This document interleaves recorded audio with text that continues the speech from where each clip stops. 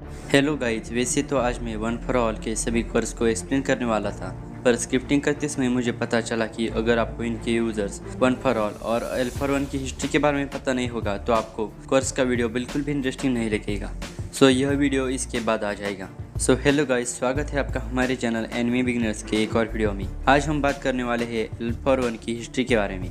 तो चलिए शुरू करते हैं। जब माय हीरो एकेडमिया के यूनिवर्स में कोर्स एग्जिस्टेंस में आने लगे तब शुरुआत में लोग क्वर्क यूजर से डरा करते और उन्हें हेट करते, और यह हेट तब और भी बढ़ने लगे जब क्रिमिनल्स को भी यह क्वर्क्स मिलने लगी और उन्होंने इन क्वर्क का इस्तेमाल क्रिमिनल एक्टिविटीज में करना शुरू किया, जिसके कारण इस ईयर की शुरुआत में समाज में क्वर्क यूजर्स के प्रति हेट सबसे ज्यादा थी और समझ भी पूरी तरह से टूटने लगा था।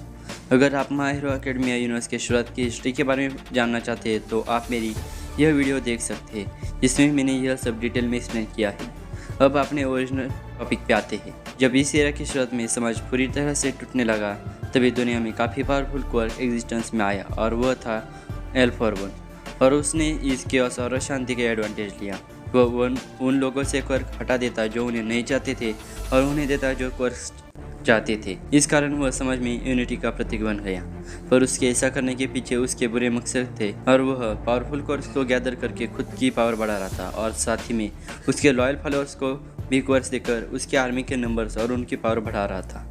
और आगे चलकर उसने गिगेंटो मिचा जैसे पावरफुल और डॉक्टर क्यूडाइगाराकी जैसे इंटेलिजेंट और ऐसे ही कई सारे लॉयल विलन्स को अपने साथ में लाया। वह समाज को ऐसे दर्शाता कि वह उन लोगों को क्वर्क से मुक्ति दिला रहा है जो उन्हें नहीं चाहते और हेल्पलेस लोगों को क्वर्क देकर उनकी मदद कर रहा है। पर उसका भाई योची शिगाराकी को इसके बारे में पता था और वह हमेशा एल फॉर वन का विरोध करता और कहता कि वह सिर्फ खुद के फॉलोअर्स की संख्या बढ़ा रहा है जो उसके साथ लॉयल है और इसके पीछे उसके काले मकसद है। और वह खुद को डिपेंड करते हुए कहता है कि वह सिर्फ इस दुनिया में ऑर्डर लाना चाहता है क्योंकि क्वर्क के कारण यह दुनिया इंसानियत को खो चुकी है और कोई पावरफुली यह ऑर्डर ला सकता है।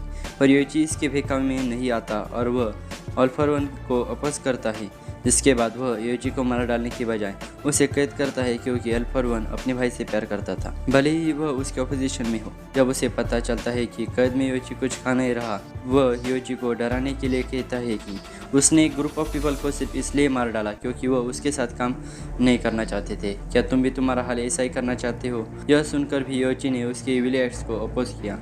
इसके बाद आखिर में तंग आकर एल फॉर वन ने योची को एक स्टॉक पाइल क्वर्क दिया जो पावर को स्टोर कर सकता था। उसने ऐसा अपने भाई पर दया दिखाकर किया या फिर वह उसे क्वर्क देकर उसके भीतर क्वर्क को चुराने की लालसा को पैदा करना चाहता था, इसके बारे में ठीक से पता नहीं। पर योची के पास पहले ही एक यूजलेस क्वर्क था जो दूसरे में ट्रांसफर किया जा सकता था, जिसके बारे में किसी को भी पता नहीं था, और यह दो क्वर्क्स कंबाइन होकर क्रिएशन हुआ वन फॉर ऑल का। इस क्वर्क के साथ योची ने एल फॉर वन के खिलाफ बैटल की और वह और उसका क्वर्क दोनों ही एल फॉर वन के सामने काफ़ी कमज़ोर थे और इसी कारण योची हार गए। पर योची जानता था कि एक दिन यह क्वर्क इतना स्ट्रांग बन जाएगा कि एल फॉर वन को टक्कर दे पाएगा। इसके कारण योची ने अपना क्वर्क एल फॉर वन के सेकंड यूज़र को ट्रांसफ़र किया, जिसके बारे में हम नेक्स्ट वीडियो में बात करेंगे जहाँ हम वन फॉर ऑल के यूजर्स और हिस्ट्री के बारे में बात करने वाले हैं। इसके बाद एल फॉर वन ने अपना आतंक और भी बढ़ाया और जल्दी उसने पूरे जापान को अपने सामने झुकाया और उस पर राज करने लगा। इसी दौरान वह क्यूडाइगाराकी से मिला जो उसका एक लॉयल फॉलोअर बन गया, और इसी लॉयल्टी को दर्शाने के लिए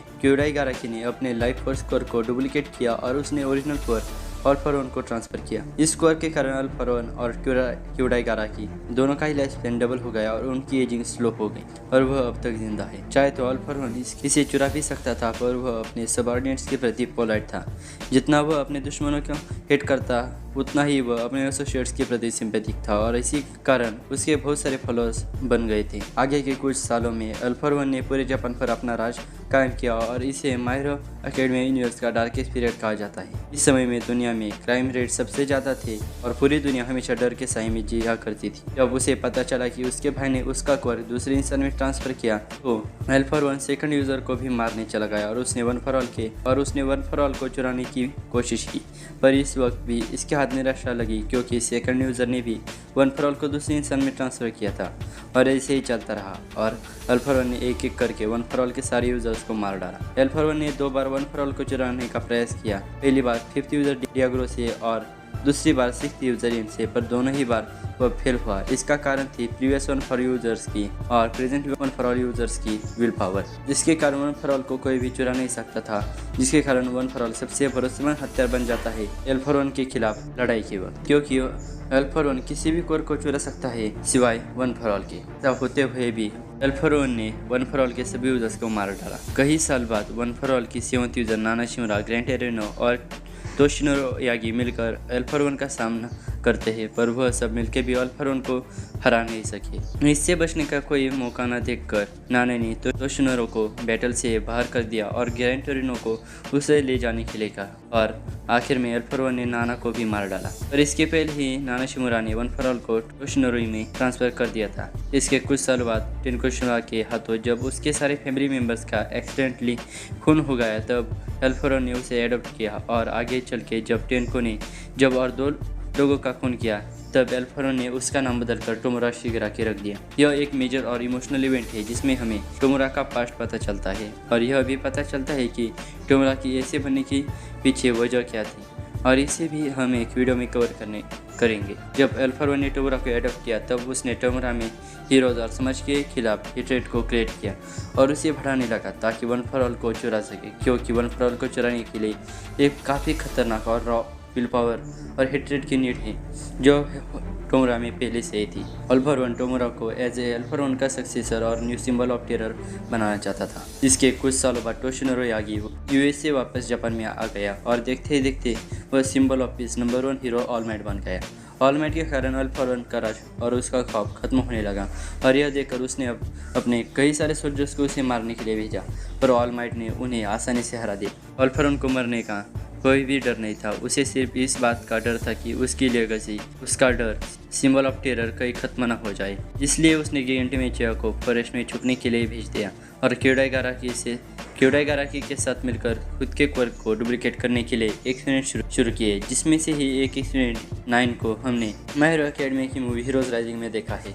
वह ऐसा करना चाहता था एल फॉर वन को टोमुरा को भी देने के लिए। इसके बाद एल फॉर वन और ऑल माइट के बीच एक काफ़ी खतरनाक फाइट हुई, जिसमें ऑल माइट ने एल फॉर वन को हरा दिया और उसे काफ़ी गहरा घाव दिया, पर साथ ही में ऑल माइट को भी इसकी कीमत चुकानी पड़ी, जिसके कारण ऑल माइट को ऐसा घाव मिला जिसके कारण वह अपनी फॉर्म को मेंटेन नहीं कर पाता था। इस फाइट का काफ़ी खतरनाक असर एल फॉर वन पर भी हुआ था, जिसके कारण एल फॉर वन ने एक सुपर रिजनरेशन कोर को चुरा लिया, इस उम्मीद में कि उसकी इंजरीज हील हो जाए, पर उसके वाउंड्स इतने फेटल थे कि रिजनरेशन का भी उस पर ज़्यादा असर नहीं हुआ, जिसके कारण यह कुछ साल अंधेरों में छुपकर अपने काम करने लगा। ऑल माइट के खिलाफ के फाइट से पहले एल फॉर वन को ओबोरा शिराकोमो, जो आइजावा और ग्रैंड माइक का दोस्त था, उसकी लाश मिल गई थी, जिसको क्यूडाइगाराकी ने क्यूरोगिरी नाम की नोंग में ट्रांसफ़र किया। और जब एल फॉर वन इनएक्टिव हो गया था, तब उसने टोमुरा के केयरटेकर के रूप में क्यूरोगिरी को अपॉइंट किया। इसके कुछ समय बाद स्कूल शुरू होने से थोड़े समय पहले एल फॉर वन ने टोमुरा के लिए लीग ऑफ विलन्स की क्रिएशन की।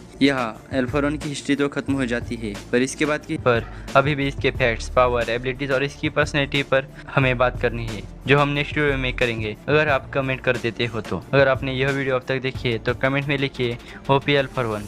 सो आज की वीडियो यही खत्म हो जाती है, मिलता हूँ आपसे ऐसे ही दूसरे वीडियो में। So finally good bye.